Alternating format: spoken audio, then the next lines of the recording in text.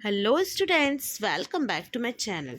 यहाँ आपके सामने है एक अभ्यास प्रश्न पत्र जिसका कि सेट क्रमांक 2 हम यहाँ कंप्लीट करेंगे। कक्षा 10वीं का सामाजिक विज्ञान विषय का एक प्रैक्टिस पेपर सेट है।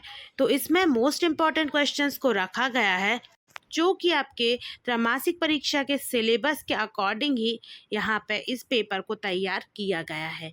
तो यदि आपने इस पेपर के जो क्वेश्चंस हैं उनको पहले से कर लिया है तो आप इनका रिवीजन कर लीजिए, लेकिन आपने यदि उन क्वेश्चंस को अभी तक नहीं किया है तो आप फटाफट मेरे साथ, मैं वहाँ पे आपको आंसर की बताने वाली हूँ, मेरे साथ रिवीजन करते चलिए और यदि नहीं किया तो याद करते चलिए। इसका PDF आपको डिस्क्रिप्शन बॉक्स से जाके डाउनलोड कर लेना है और नहीं तो आप इसका स्क्रीनशॉट भी ले सकते हैं। तो चलिए हम यहाँ पे वीडियो को शुरू करते हैं। वीडियो में एंड तक बने रहिए और साथ में वीडियो को ज़्यादा से ज़्यादा लाइक और शेयर ज़रूर करिए। तो यहाँ पे हम देखेंगे कि आपका जो क्वेश्चन नंबर 1 है वो है सही विकल्प आपको चुनकर लिखना है। तो सही विकल्प में जो पहला प्रश्न है वो पूछा गया है कि स्थायी वनों का सर्वाधिक क्षेत्र किस प्रदेश में है। तो इसका आंसर है मध्य प्रदेश। ये आपको याद भी होना चाहिए क्योंकि आप मध्य प्रदेश में रहते हैं। तो मध्य प्रदेश में जो है वो स्थायी वनों का सर्वाधिक क्षेत्र है। दूसरा है प्रोजेक्ट टाइगर योजना कब प्रारंभ हुई। तो इसका जो आंसर हो जाएगा वो हो जाएगा 1973। ठीक है, 1973 में ये योजना प्रारंभ हुई। फिर उसके बाद आगे बढ़ेंगे, देखेंगे प्रश्न क्रमांक 3, पार्लर पानी का क्या मतलब है। तो उसका जो आंसर हो जाएगा वो हो जाएगा शीत ऋतु में पाली में जमा तालाब का पानी। उसके बाद चौथा है बस ड्रिप सिंचाई प्रणाली किस राज्य में अपनाई जाती है। तो इसका जो आंसर हो जाएगा वो आपका हो जाएगा मेघालय। फिर है प्रश्न क्रमांक 5, श्रीलंका कब एक स्वतंत्र राष्ट्र बना। तो इसका जो आंसर है वो आपका हो जाएगा 1948 में। यदि डेट पूछी जाए तो 4 फरवरी 1948 में। फिर है प्रश्न क्रमांक 6, बेल्जियम में किस प्रकार की सरकार है। तो उसका जो आंसर है वो हो जाएगा संघीय सरकार है। ठीक है, अब यहाँ पे आपके सही विकल्प खत्म हो जाते हैं। अब आते हैं हम प्रश्न क्रमांक 2 पे। प्रश्न क्रमांक 2 में क्या है कि आपको श्रीलंका की आबादी में सबसे बड़ा हिस्सा खालिस्तान सामाजिक समूह का है। तो जो इसका आंसर हो जाएगा वो हो जाएगा पहले का सेहली समूह का सबसे ज़्यादा हिस्सा है श्रीलंका की आबादी में। ठीक है, अब उसके बाद फिर दूसरा क्या है, यूरोपीय संघ का मुख्यालय खालिस्तान देश में स्थित है। तो दूसरे का आंसर क्या हो जाएगा बेल्जियम। ये मैं लिख नहीं रही हूँ, मिल गया क्योंकि यहाँ तो बेल्जियम जो हो जाएगा वो हो जाएगा सेकंड का आंसर। ठीक है, फिर तीसरे का क्या है, भारत की वर्तमान पंचायती राज व्यवस्था खालिस्तान संवैधानिक संशोधन पर आधारित है। तो ये हो जाएगा 73वें, कौन से 73वें सामाजिक जो संशोधन है उस पर ये आधारित है। फिर है चौथा, भारतीय संविधान में संघ सूची में खालिस्तान विषयों को शामिल किया गया है। तो इसका आंसर हो जाएगा 100 विषयों को शामिल किया गया है। फिर पांचवा है भारत का वर्तमान लिंग अनुपात कितना है। तो ये हो जाएगा 933। ठीक है, फिर उसके बाद है प्रश्न क्रमांक 6, औसत आय को खालिस्तान आज भी कहते हैं। तो क्या कहते हैं, प्रति व्यक्ति आय। आज भी क्या कहते हैं, प्रति व्यक्ति आय। ठीक है, ये हो जाएगा इसका आंसर।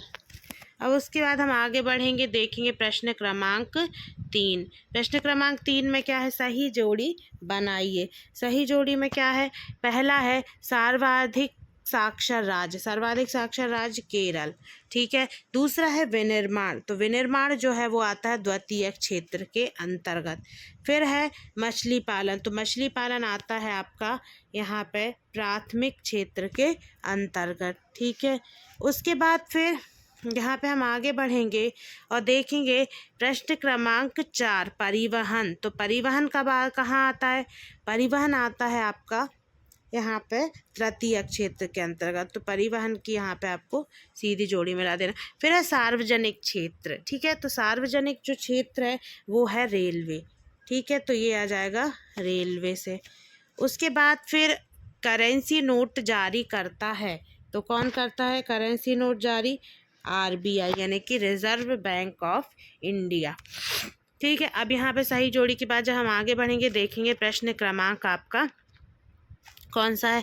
प्रश्न क्रमांक यहाँ पे हम देखेंगे 4। प्रश्न क्रमांक 4 में क्या बोला जा रहा है कि मछली पालन प्राथमिक क्षेत्र की गतिविधि के अंतर्गत आता है। तो इसमें आपको सत्य या फिर असत्य लगाना है। तो ये हो जाएगा एकदम सत्य, क्योंकि ऊपर भी सही जोड़ी में पूछा गया था। फिर उसके बाद दूसरा प्रश्न है। दूसरे प्रश्न में क्या पूछा जा रहा है कि मनरेगा वर्ष 2005 में लागू किया गया था। तो ये सत्य है या असत्य, तो ये एकदम सत्य हो जाएगा। फिर हो जाएगा प्रश्न क्रमांक यहाँ पे 3। प्रश्न क्रमांक 3 में क्या पूछा जा रहा है, सामुदायिक सरकार की व्यवस्था बेल्जियम देश में है। तो ये भी आपका सत्य हो जाएगा। फिर है प्रश्न क्रमांक 4। प्रश्न क्रमांक 4 में क्या पूछा है, भारतीय वन्य जीव संरक्षण अधिनियम 1965 में लागू किया गया। तो ये जो है प्रश्न क्रमांक 4 ये गलत हो जाएगा। फिर है प्रश्न क्रमांक 5। प्रश्न क्रमांक 5 में पूछा जा रहा है GDP का पूरा नाम सकल घरेलू उत्पाद है। तो एकदम सही हो जाएगा 5वां वाला। ठीक है, फिर उसके बाद आगे बढ़ेंगे और देखेंगे प्रश्न क्रमांक 6। हरियाणा राज्य की प्रति व्यक्ति आय सबसे कम है। तो ये हो जाएगा गलत। ठीक है, तो ये होगा आपकी सत्य सर। अब उसके बाद हम आगे बढ़ते हैं प्रश्न क्रमांक यहाँ पे 5। प्रश्न क्रमांक 5 में क्या पूछा जा रहा है कि एक शब्द या एक वाक्य में आपको उत्तर लिखना है। तो इसमें हम पहला देखेंगे कि प्राथमिक क्षेत्र की 2 गतिविधियों के आपको नाम बताना है। तो पहली गतिविधि इसमें हो जाएगी कृषि। पहली क्या हो जाएगी, कृषि। और दूसरी हो जाएगी मुर्गी पालन। दूसरी हो जाएगी मुर्गी पालन। फिर उसके बाद हम आएंगे दूसरे नंबर पे। तो दूसरे नंबर में क्या है, श्रीलंका की कितने प्रतिशत लोग तमिल भाषा बोलते हैं। तो श्रीलंका में तो यहाँ लगभग है 18%। इसको एक बार और आपकी बुक में कंफर्म कर लीजिए, क्योंकि अलग अलग डेटा हर जगह दिया हुआ है, कहीं 11 कहीं 27। तो ऐसे आप देख लीजिए आपकी बुक में कितना है। फिर है प्रश्न क्रमांक यहाँ पे 3। प्रश्न क्रमांक 3 क्या है, नाटो का मुख्यालय कहाँ है। तो तीसरे का उत्तर जो है वो हो जाएगा एक तो ब्रुसेल्स और बेल्जियम। ठीक है, ब्रुसेल्स जो कि कहाँ है, जो कि है बेल्जियम देश में। ठीक है, तो यहाँ पे आगे और क्या लिख देना है, ब्रुसेल्स के आगे आपको लिख देना है बेल्जियम। ठीक है, ये आपको ध्यान रखना है। अब उसके बाद हम आगे बढ़ेंगे और देखेंगे यहाँ पे प्रश्न क्रमांक 4। भारत के 3 पड़ोसी देश के नाम बताइए। तो पाकिस्तान, चीन, सिक्किम, ये सब आप भारत के पड़ोसी देश हैं। ठीक है, पाकिस्तान हो गया, उसके बाद हो गया क्या, चीन, और फिर क्या हो गया, सिक्किम। ठीक है, ये ध्यान में रखना है। अब उसके बाद हम आगे बढ़ेंगे, देखेंगे प्रश्न क्रमांक 5। बांधों को आधुनिक भारत का मंदिर किसने कहा है। तो ये कहा है जवाहरलाल नेहरू ने। जवाहरलाल नेहरू ने भारत को आधुनिक जो भारत है उसको मंदिर कहा है बांधों का। ठीक है, जवाहरलाल नेहरू ने। अब उसके बाद है प्रश्न क्रमांक 6। वनों की कटाई से होने वाले किन्हीं 2 प्रभाव को लिखिए। तो एक तो मृदा अपरदन। ठीक है, ये सबसे बड़ा है। फिर उसके बाद है यहाँ पे दूसरा क्या है, जलवायु परिवर्तन। ठीक है, ये हो जाएगा दूसरा। ठीक है, तो ये आप 2 प्रभाव याद कर लें। अब उसके बाद हम आगे बढ़ते हैं। ठीक है, तो यहाँ पे देखेंगे कि अपने सारे ऑब्जेक्टिव टाइप क्वेश्चन कंप्लीट हो गए।